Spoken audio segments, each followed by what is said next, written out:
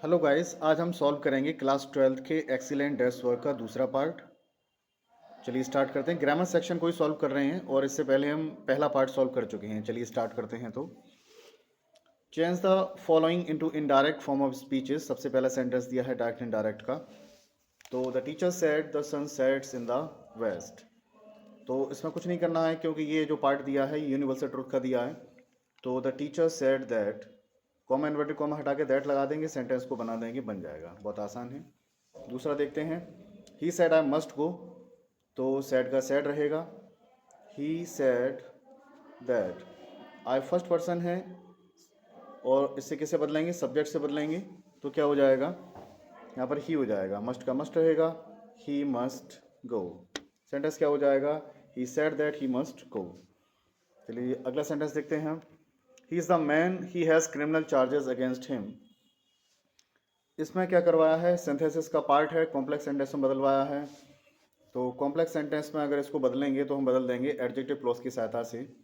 तो सेंटेंस कैसे बन जाएगा, he is the man who has criminal charges against him, यानी हु का उपयोग करके बना देंगे, इसकी सहायता से ये सेंटेंस बन जाएगा। अगला दिया था, weather was stormy the plane got late. ये भी बहुत आसान है, इसे नॉमिनेटिव एब्सोल्यूट की सहायता से बनाएंगे हम। तो क्या हो जाएगा, द वेदर, ठीक है, बास को बदल देंगे हम किस में, बीइंग में। The weather being stormy the plane got late. इस तरीके से बन जाएगा ये सेंटेंस। आगे दिया, transform any one of the following as directive. Transformation करवाया गया है और किस में बदलवाया है, ये कंपैरेटिव डिग्री में बदलवाया है।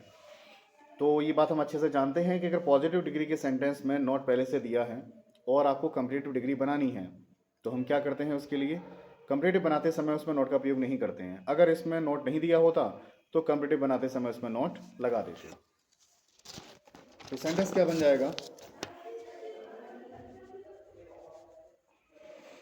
Bhopal is hotter then Kashmir. इस तरीके से ये सेंटेंस बना देंगे। अगला सेंटेंस दिया है, पैसिव वॉइस को बदलना है और ये एग्ज़ाम में कई बार पूछा गया है। ठीक है, ये सभी क्वेश्चंस एग्ज़ाम में रिपीट हुए हैं तो इनको हम गौर करेंगे और बार बार इनको बनाने की प्रैक्टिस करेंगे। सेंटेंस दिया है पैसिव वॉइस में, what made you happy. Active positive voice बनाते समय आप ये बहुत अच्छे से जानते हैं कि अगर इंट्रोगेटिव वर्ड सब्जेक्ट का काम कर रहा होता है तो हम सेंटेंस की शुरुआत पैसिव बनाते समय किससे करते हैं, बाय से करते हैं। तो क्या हो जाएगा, by what were you made happy. तो सेंटेंस बन जाएगा, by what were you made happy.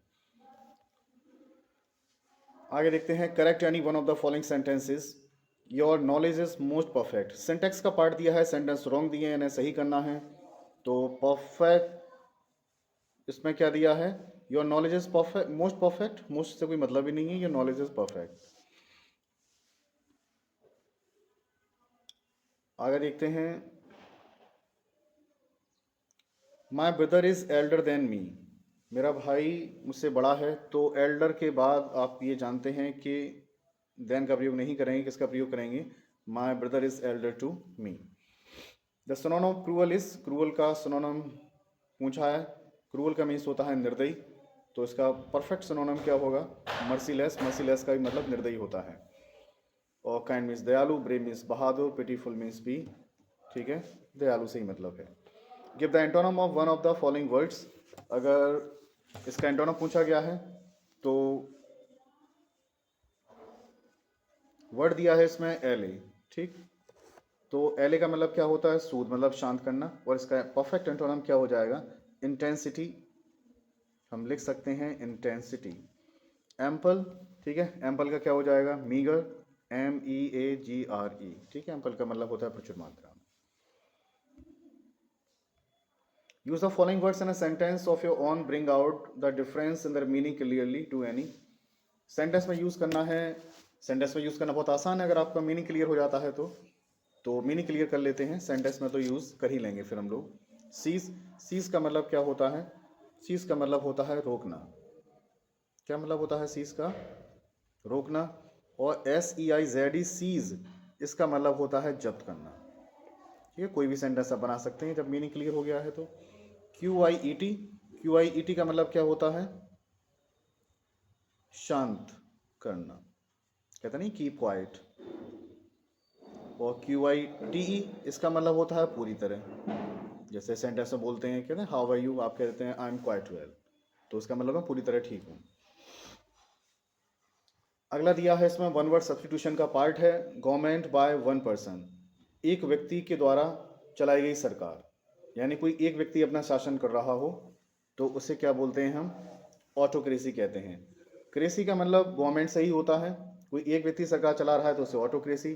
ठीक है, प्रजा मिलकर सरकार चला रही है तो उसे बोलते हैं डेमोक्रेसी यानी प्रजातंत्र। एरिस्टोक्रेसी का मतलब तो कुलीन वर्ग जब सरकार को चला रहा होता है तो उसे बोलते हैं एरिस्टोक्रेसी।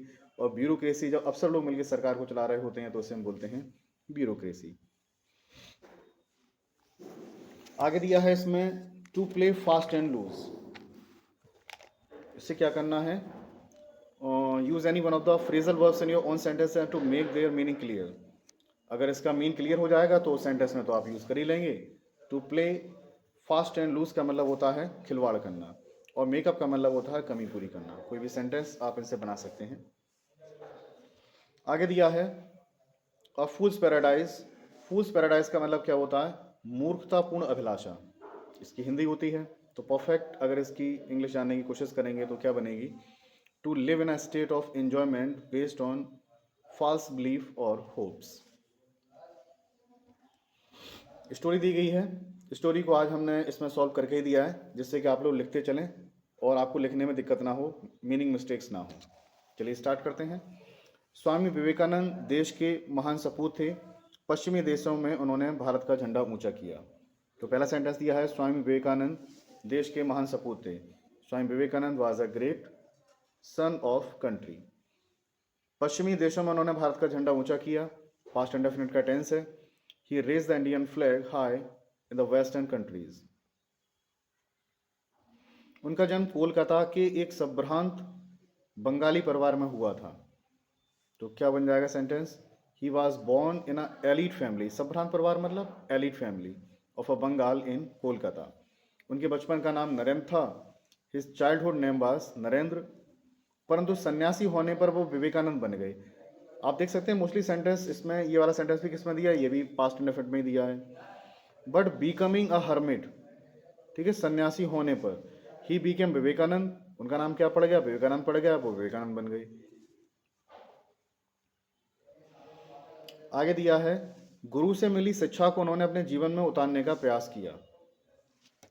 तो क्या बनाएंगे? He made a successful attempt to follow in his life the education which was provided by his guru. राष्ट्र को मानव धर्म से जोड़कर स्वामी जी ने देश को एक नई दिशा दी। तो क्या हो जाएगा सेंटेंस?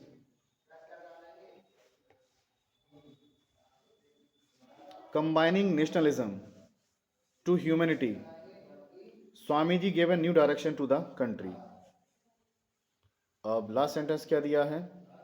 उन्होंने अमेरिका के शिकागो नामक शहर में अपने ज्ञान से सारे विश्व को आकर्षित किया। तो सेंटेंस बन जाएगा he attracted the whole world with his knowledge in the city of Chicago in America. इस तरीके से हमने इसका सेकंड पार्ट आज सॉल्व किया है। इसी तरीके से आगे भी सॉल्व करते रहेंगे। जुड़े रहें, तैयारी करते रहें, मेहनत करते रहें। Thank you very much.